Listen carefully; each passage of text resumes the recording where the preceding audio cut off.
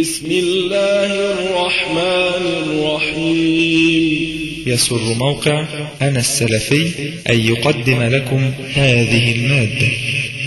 الحمد لله وأشهد أن لا إله إلا الله وحده لا شريك له، وأشهد أن محمدا عبده ورسوله صلى الله عليه وآله وسلم. أما بعد، يريد أن يستفتي عن بخصوص المدارس الإسلامية والإسكندرية، أيهم أفضل، حيث أن المدارس إما إخوان أو أزهري، ولا أحب منهج الإخوان، ولا أريد أن يتشرب ابني طريقتهم في الحياة، والأزهر أخاف من عقيدتهم الأشعرية. يعني الأشعرية يمكن أن تعالج بشيء يسير، أعني أن إلى المرحلة الإعدادية تقريبا لا يوجد إلا بعض الأمور اليسيرة. في المرحلة الابتدائية لا يوجد ضرر أصلا، لأنه ليس هناك من تدريس شيء إلا القرآن، وهي فائدة عظيمة. وأما بالنسبة إلى المرحلة الإعدادية والثانوية ففيها بعض المسائل المتعلقة بالصفات، وبعض المسائل المتعلقة بالإيمان يمكن أن تبين للشاب أو الطالب في جلسة واحدة، يبين ذلك الخطأ، وليس يعني كتب وزارة التعليم بخالية من أضعافها. أنت تخشى من مسألة في الأسماء والصفات، وكتب الوزارة التي يتعلمون فيها الضلالات فوق الضلالات فيما يتعلق بالولاء والبراء، ويتعلق بالأغاني، ويتعلق بالعصبية الجاهلية والوطنية والقومية، يتعلق بمهاجمة الالتزام بحجة أنه التطرف. كم من المآسي موجودة في هذه الكتب. ماذا صنعت؟ هل تركت أم أنك تنبه ابنك أو بنتك إلى هذه الأخطاء حتى يتجنبوها؟ هذا هو المشروع، والله أعلى وأعلم. فهذه أقل بكثير مفسدة.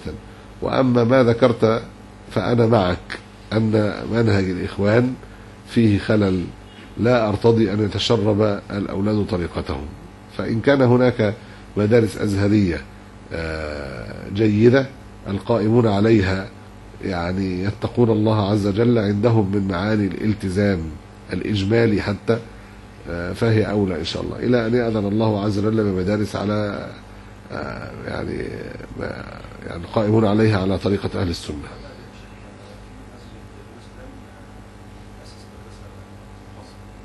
إن شاء الله بإذن الله قريبا يكون في خير.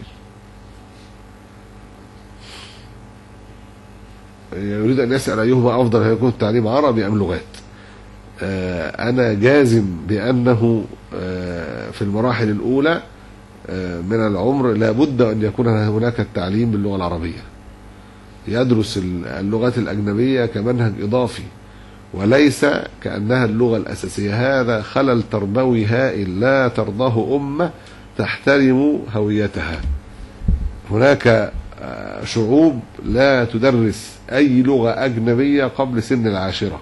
الألمان عندهم تعصب شديد، لا يقبلون أبدا يدرسوا قبل سن 8 أو 9 أو 10 لا أذكر، لكن ما بيعلموش ولا حرف أجنبي غير اللغة الألمانية. فكيف يمكن أن تكون المواد الأساسية مدرسة باللغات الأجنبية؟ ده خلل ضخم وخطير جدا. سوق العمل يتطلب لغات أجنبية. إذا درس اللغات في المستقبل إن شاء الله أمكنه أن يلحق بهذا. أما أن تضيع عنده هويته يشعر بأن الأصل اللغة الأجنبية، هذا خلل خطير للغاية، يناقض الاعتزاز بالعربية التي هي لغة القرآن. أنا أرى لزوما أن يتعلم الأولاد باللغة العربية. اللغات الأجنبية تكون لغات ثانوية وليست لغة أساسية. يقول لك ده ما فيش غير العلوم والرياضيات، ولو كانت كذلك. الحقيقة أن هذا قدر كبير. ياخدوا علوم والرياضيات والمنهج الإنجليزي نفسه والمنهج الإنجليزي الإضافي واللغة الفرنسية كمان معاهم من السنة الثانية، لأن هو اللغات لازم ياخد لغة إيه؟ لغة تانية كمان. ياخد كل هذا القدر من الدراسة. ماذا يتبقى للغة العربية غير حصة العربي والدين؟ والدراسات دي طبعا بتبقى متأخرة بعد ذلك. العلوم والرياضة واللغات قدر كبير جدا يقضي مع اللغة الأجنبية معظم حياته. فهذا يحصل له نوع من الانتماء الخفي في الباطن للشعوب الأخرى. وده أمر الأمم المحتلة، الدول التي احتلت العالم الإسلامي سعت سعي حثيث جدا لتغيير اللغة. فرنسا في الجزائر وتونس والمغرب إلى يومنا هذا اللغة الفرنسية هي اللغة المستعملة أكثر لدى المغاربة، الشعوب المغاربية كلها، وده خطر كبير جدا بلا شك. ولذلك قضية اللغة العربية لابد أن تكون نصب أعيننا. هدم اللغة العربية هدم للدين في الحقيقة. الخلل الحاصل في الشعوب غير العربية بانتشار البدع فيها كبير للغاية، لعدم فهمهم للقرآن، لأنهم لم يتعلموا العربية كما ينبغي.